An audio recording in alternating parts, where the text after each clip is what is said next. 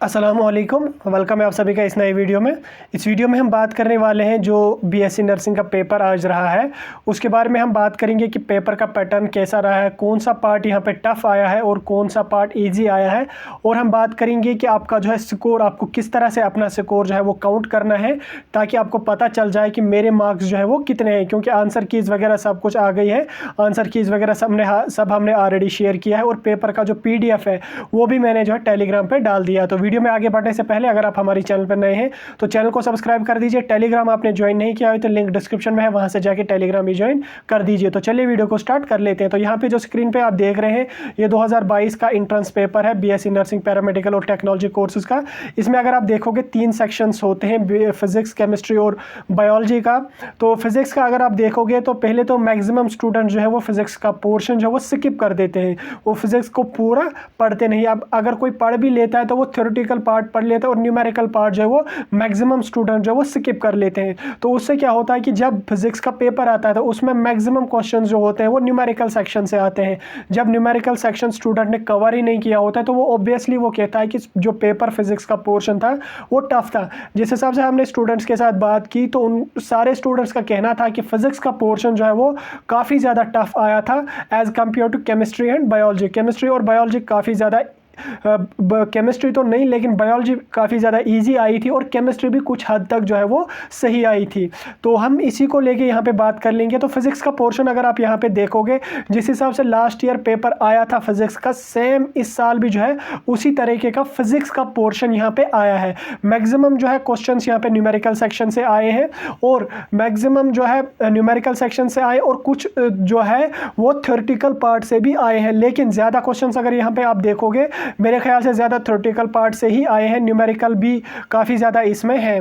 तो लगभग 50-50 है, दोनों साइड से न्यूमेरिकल भी आए हैं ज़्यादा और थ्योरेटिकल पोर्शन भी जो है यहाँ पे ठीक ही आया है। तो ओवरऑल मेरे कहने का मतलब ये है कि जो फिजिक्स का पोर्शन होता है ये हर साल जो होता है ये टफ होता है। चाहे आप किसी भी एग्जाम, आप नीट में जाओ वहाँ पर भी फिजिक्स का पोर्शन आपको टफ लगेगा as compare to chemistry and biology. या कोई और एंट्रेंस देने अगर आप जाओगे तो फिजिक्स का पोर्शन आपको ऑब्वियसली जो है वो टफ लगेगा। ऐसा नहीं होता कि आउट ऑफ सिलेबस होता है या पहली बार ऐसे न्यूमेरिकल्स होते हैं, पहली बार इस तरीके का पेपर पैटर्न होता है। ये हर साल इसी तरीके का पेपर पैटर्न होता है और जो फिजिक्स का पोर्शन होता है ये हर स्टूडेंट को जो है ये टफ लगता है। तो यहाँ पे अगर आप देखोगे मैक्सिमम क्वेश्चंस जो है थोड़े से टफ आए हैं और मैक्सिमम स्टूडेंट्स को जो है फिजिक्स का पोर्शन टफ यहाँ पे लगा है। तो नेक्स्ट अगर हम केमिस्ट्री पे चलें तो केमिस्ट्री का जो है लास्ट ईयर भी उतना ज़्यादा टफ नहीं आया था और इस साल भी स्टूडेंट्स का कहना है कि केमिस्ट्री का पेपर जो है वो, केमिस्ट्री का पोर्शन जो है वो नॉर्मल आया था, नहीं टफ आया था ना ही ज़्यादा इजी आया था। तो जब हमने भी इसमें चेक किया तो काफ़ी ठीक ही पेपर आया था केमिस्ट्री का,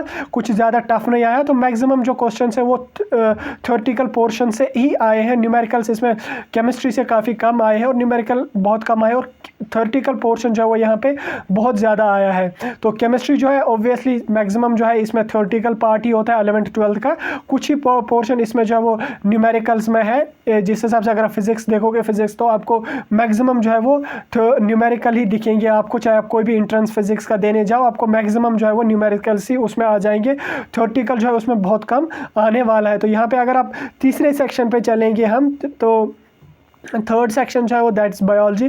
बायोलॉजी का अगर आप देखोगे कोई भी एंट्रेंस आप देने जाओ बायोलॉजी जो है वो पूरा थ्योरेटिकल होता है। थ्योरेटिकल जब होता है तो हर स्टूडेंट प्रेफर करता है बायोलॉजी को पूरा कवर करने का और फिर स्टूडेंट्स को बायोलॉजी का सेक्शन जो है वो काफ़ी ज़्यादा ईजी लगता है। इसी हिसाब से आज स्टूडेंट्स का भी ये कहना था, कुछ कहते थे हमने 20 मिनट जो है फिजिक्स बायोलॉजी का पोर्शन कंप्लीट कर दिया, कुछ का कहना है हमने जो है 10 मिनट में बायोलॉजी के सारे क्वेश्चन जो है वो कंप्लीट किए, क्योंकि बायोलॉजी का पोर्शन जो है काफ़ी ईजी होता है और थ्योरेटिकल ही होता है, इसमें कोई न्यूमेरिकल वगैरह तो आता नहीं है। इसलिए सारे स्टूडेंट जो है वो बायोलॉजी का पोर्शन जो है वो इजीली कवर कर पाते हैं। तो यहाँ पे क्वेश्चन भी अगर आप देखोगे कोई ज़्यादा टफ नहीं आए हैं, लास्ट ईयर से बायोलॉजी का सेक्शन जो है इस साल इजी आया है। ओवरऑल जो पेपर का पैटर्न है वो ज़्यादा टफ भी नहीं आया है और बिल्कुल ईजी भी अगर कुछ स्टूडेंट्स कहेंगे तो ईजी भी बिल्कुल नहीं आया था, कुछ हद तक जो है वो ईजी आया लेकिन ज़्यादा टफ बिल्कुल भी नहीं आया है, नॉर्मल आया। अब जिन स्टूडेंट्स ने प्रिपेयर नहीं किया होगा उनको तो टफ ऑब्वियसली जो है लगेगा। तो हमारी भी एक्सपेक्टेशन थी, जिस हिसाब से हम सोच रहे थे कि लास्ट ईयर जो है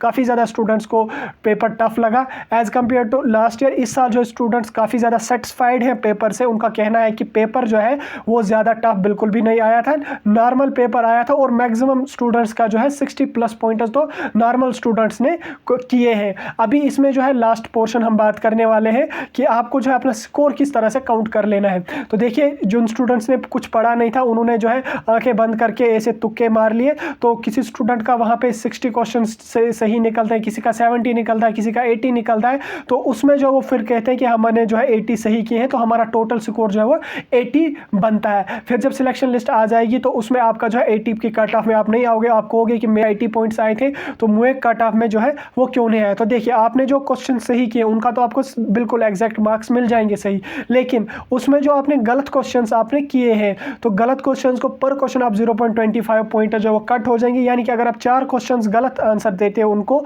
तो आपको 1 मार्क्स जो है वो कट हो जाएगा। तो आप पहले ये क्लियर कर देना कि मैंने जो है 180 में से कितने क्वेश्चंस किए हैं। फॉर एग्जांपल किसी ने 100 क्वेश्चंस अगर 180 में किए हैं या किसी ने 180 के 180 अटेम्प्ट किए हैं, मैं उनकी बात कर लेता हूं। जिन्होंने तुक्के मारे हैं उन्होंने 180 क्वेश्चंस फॉर एग्जांपल के तौर पर कर दिए। अब 180 में से फॉर एग्जांपल किसी स्टूडेंट के 100 जो है वो सही है और उसमें उसके जो 80 हैं वो गलत हैं। अब 100 के जो सही है उसको बिल्कुल 100 मार्क्स मिल जाएंगे। अब जो 80 उसने गलत किए हैं उसमें उसको क्या देख लेना, 80 उसने गलत किए हैं तो 80 को जो है उसको पर क्वेश्चन अगर उसका गलत है उसको 0.25 मार्क्स यहाँ पे मिलने वाले हैं। 0.25 मार्क्स कट होने वाले, यानी 4 क्वेश्चंस का 1 मार्क्स आपको कट होने वाला है। यानी कि 80 क्वेश्चंस आपने गलत किए तो आपको लगभग 20 मार्क्स जो है वो कट हो जाएंगे। अब ये 20 मार्क्स कहाँ से कट हो जाएंगे, जो 100 आपने सही किए हैं उसी में से आपको जो 20 पॉइंट जो है वो कट हो जाएंगे। तो टोटल फाइनल स्कोर जो आपका रहने वाला है वो आपका 80 रहेगा, न कि 100 रहेगा। इसी तरह से आप अपना जो है किसी ने 70 किए हैं, किसी ने 80 अटेम्प्ट किए हैं, टोटल अटेम्प्ट पहले आपको देख लेना है कि टोटल मैंने कितने अटेम्प्ट किए हैं, देन उसमें मेरे सही कितने हैं और गलत कितने हैं। तो वो क्वेश्चन सीरीज जो है आप अपनी देख लीजिए और जो आंसर की मैंने भेजी है उसको भी देख लीजिए, उसके साथ कंपेयर करके आप वहाँ पे देख लेना फिर टोटल आपको कितने जो है आपने किए हैं, उसमें से सही कितने हैं, गलत कितने हैं, सही का कितना बनता है, देन गलत जो है उसको पर 4 क्वेश्चन का आपका 1 मार्क्स कट जाएगा, फिर उसमें सही में से वो आप कट कर देना। तो जितना आपका टोटल स्कोर बनता है वो आपका फाइनल स्कोर आ जाएगा। तो रिजल्ट आपका जो 7 दिन के बाद JKBOP का कहना है कि 7 दिन के बाद आपका रिजल्ट जो है वो डिक्लेयर हो जाता है। जो ही कोई कंफर्मेशन हमें वहाँ से मिलती है हम आपके साथ डिस्कस करेंगे।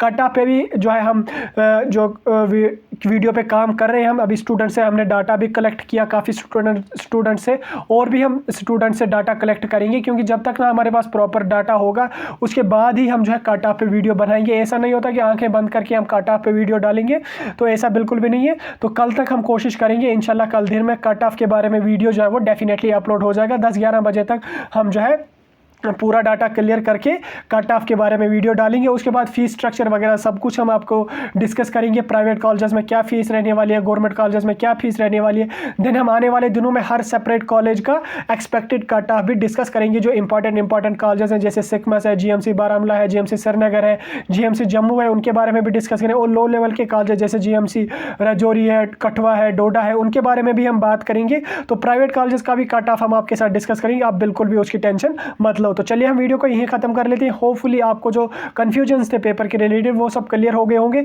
कट ऑफ की आप टेंशन बिल्कुल भी मत लो और अपना फाइनल स्कोर जो है वो कमेंट सेक्शन में मेंशन कर देना।